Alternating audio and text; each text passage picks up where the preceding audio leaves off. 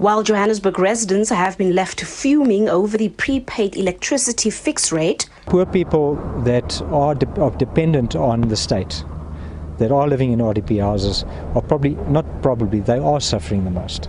So how does City Power, how did they think when they were doing this? How did the people in council think? The Johannesburg mayor says the extra costs are for the benefit of residents and will help with maintaining electricity infrastructure. We are in fact redressing a situation by implementing a long-standing council resolution. Of course, it's hard-hitting on the consumer themselves, but it is in their best interest that we are doing this.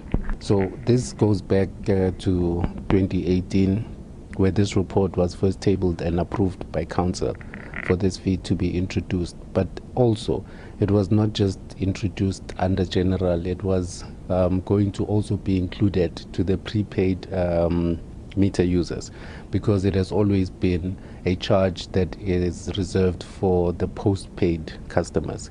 So this is also an issue of completeness of our revenue as the city. Johannesburg residents already have to pay over 12% more for electricity, and now an additional 230 rand including VAT. Until City Power actually comes on board and starts giving the proper message across, I don't think people are going to be happy with this. And I believe the community will be fighting it in a stronger form than just petitions.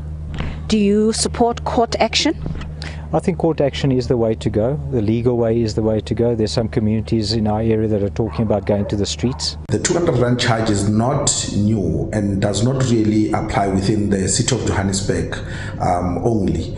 It is a universal phenomenon with other municipalities basically within the country. The likes of Cape Town, the likes of Ekurhuleni have been making their customers pay for it. So it's not new to the City of Johannesburg, but we should also look at it from a principle of fairness point of view.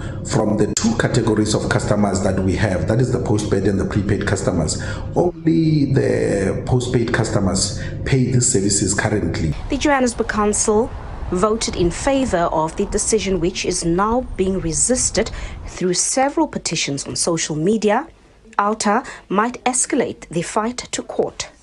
Throughout the city, there will be additional costs to living cost because businesses will have to pass that on to the consumer. In fact, we've done a poll indicating that at least 70% of community members didn't even know about this.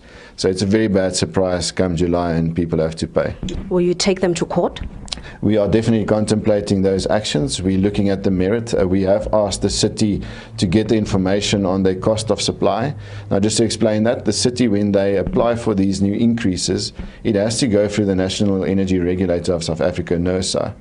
This has gone through the process and has been approved. But we believe if that surcharge is not in the cost of supply, we already have merit to set this thing aside. I think any litigation that would have been sought should have been upon conclusion of the IDP process, because this decision was taken a few months ago already. This is just the implementation on an entity level. Council collectively has taken a decision on what needs to happen. Meanwhile, Kwamanda has urged residents who can't afford the electricity hikes and fixed prepaid charge to approach the city for help, emphasizing that the prepaid electricity tariff is here to stay. Patricia Fasage, SABC News in Johannesburg.